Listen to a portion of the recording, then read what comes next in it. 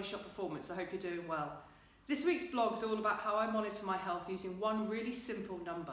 So it's going to be relatively short and sweet this week, but one of my aspirations, my goals for 2018 was to track my heart rate variability.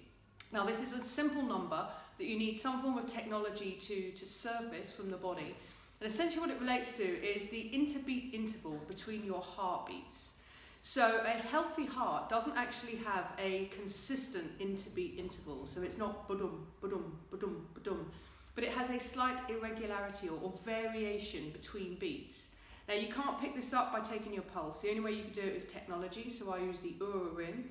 More on that in a second, but there's other ways of doing it as well. Now the reason I'm tracking this number is that it's a really good indicator of health. It's a really good indicator of how rested you are, how recovered you are, and generally, are you in good health? And I also look at some other numbers like resting heart rate, so the number of times my heart beats per minute when I'm relative ease, and also body temperature, because they're good indicators. But HRV is the one that I track. So this year, I've set a goal of not letting my HRV drop below 120. Now, the reason I've done that is because in trying to keep that number at 120 or above, there are lots of little things that I can do to make that happen. So when I see that it drops below that, I'm going to make sure I get a really good night's sleep that evening. I'm going to eat well, drink plenty of water.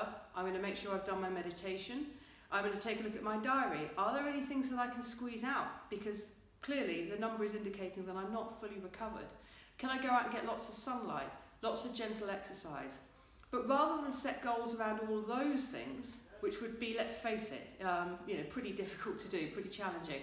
And if I had to wake up every morning and I had to tick I'd meditated, tick that I've gone out and got natural light, tick that I've done my exercise, tick that I've slept well, tick that I've eaten well, it would soon become too much. You'd have 10 goals, not one. So I just very simply say, if my HRV has dropped below 120, these are the things I need to do to get it back up the following day. And that just helps keep me really focused. Now, that's just one of the goals that I've set for myself, but it is a really useful one because it allows me to stay really focused on what needs to happen. There will be times though when my HRV does drop below 120. For example, this weekend we've been marathon training. I've done about 18 miles in all, and yesterday my heart rate variability was much lower. I think it was about 83. So I just double down on all the things I've got to do, and today it's 118. Tomorrow, because I'm going to have a relatively easy day, it'll be higher as well. So it will dip when you're stressed, and it'll dip when you've done plenty of exercise as well, because the body doesn't know the difference between the stressors. It simply recognises it as physiological stress. So that's it. I'm just encouraging you to find a really simple goal and then do what you have to do to hit it, rather than setting lots of other little goals, because it's just not realistic or achievable. And lastly, if you're interested in the Oura ring, it's a fantastic bit of kit. You can contact us at info at bodyshotperformance.com.